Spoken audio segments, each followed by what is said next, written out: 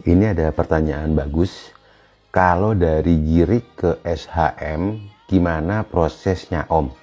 Baik, kita kuasai tanah yang berbentuk Girik itu dari mana dulu? Misalnya dari orang tua, berarti ada semacam akta waris dari orang tua. Atau kita peroleh dari jual beli, harus ada akta jual beli. Atau dari hibah, berarti harus ada akta hibah. Nah, atau dari turun-temurun, berarti kita harus membuktikannya dengan surat yang menyatakan bahwa kita ini adalah pemilik dari tanah tersebut.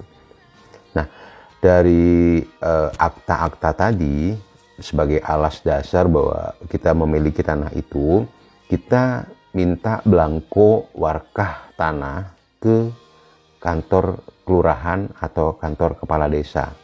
Di situ akan disiapkan satu bundel permohonan, mungkin isinya 7-8 formulir. Yang pertama ada formulir surat pernyataan sporadik bahwa kita sudah menguasai tanah tersebut sekian tahun, dilengkapi dengan saksi-saksinya, nanti di situ ada. Kemudian ada surat pernyataan bebas sengketa atau tidak ada masalah dengan tanah tersebut. Surat pernyataan batas-batas tanahnya, utara, timur, selatan, barat, dilengkapi dengan tanda tangan tetangga atas batas-batas tersebut. Nanti ada lagi saksinya. Kemudian ada berkas-berkas lainnya yang mungkin antara 7-8 berkas yang harus diisi, ditandatangani. Ada yang ditandatangani oleh tetangga, saksi, kemudian bertahap dari RT, RW, mungkin sampai kelurahan dan kecamatan.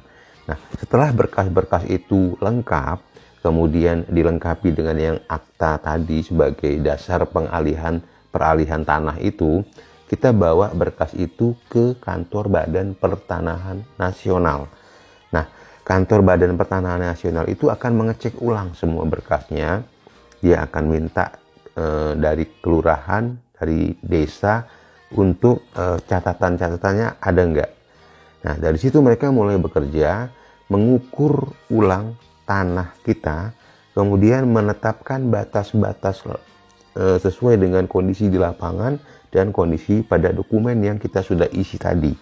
Nah, kemudian setelah mereka melakukan pengukuran, mereka melakukan pencatatan dan pengumuman kepada media massa terhadap pensertifikatan tanah tersebut. Dan setelah itu mereka mengeluarkan semacam surat keterangan pendaftaran tanah atau SKPT. Setelah berapa lama SKPT itu diterbitkan, maka proses pembuatan sertifikat tanah kita itu selesai.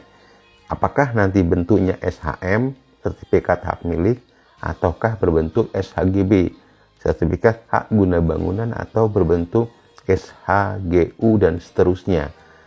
Nah, sertifikatnya sudah jadi, kemudian akan diserahkan kepada pemilik tanah tersebut sesuai dengan dokumen yang diserahkan.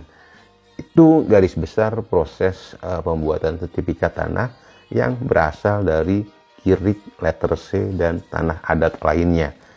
Mengenai biaya, ada biaya peralihan hak tanah bangunan BPHTB, itu besarnya 5% dari nilai tanah. Kemudian biaya-biaya pengukuran, biaya administrasi lainnya, yang kalau ditotal-totalin mungkin sekitar 7-8% dari nilai tanah itu. Demikian, semoga bermanfaat.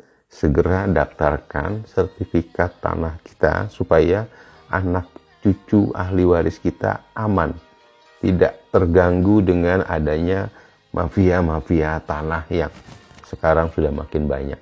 Demikian, semoga bermanfaat. Salam UMKM, salam perbankan yang sehat dan kuat.